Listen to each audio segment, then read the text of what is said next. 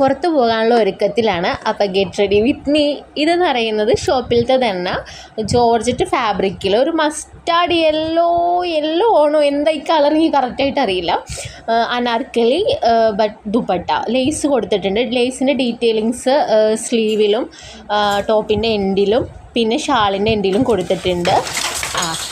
ഞാൻ ഒരുങ്ങാൻ നിന്നപ്പോൾ അതേ തട്ടിത്തെറിപ്പിച്ചിട്ടുണ്ട്. സൈഡിൽ വെച്ചിരുന്ന എന്താ പറയുക ബാംഗിൾസിൻ്റെ ഇതായിരുന്നു, അതെങ്ങനെ തന്നെ താഴത്തോട്ട് വീണു.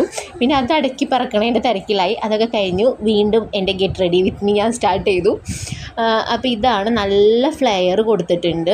ലേസിൻ്റെ ഡീറ്റെയിലിങ്സ് എന്ന് വെച്ചിട്ടുണ്ടെങ്കിൽ ആ യെല്ലോൻ്റെ ഷെയ്ഡിന് ഡിഫറൻസ് ഉണ്ട്, നിങ്ങൾക്ക് ലേസ് കണ്ടാലറിയാം. ഒരു താത്തക്കുട്ടി ആയാലോ എന്ന് വിചാരിച്ചു.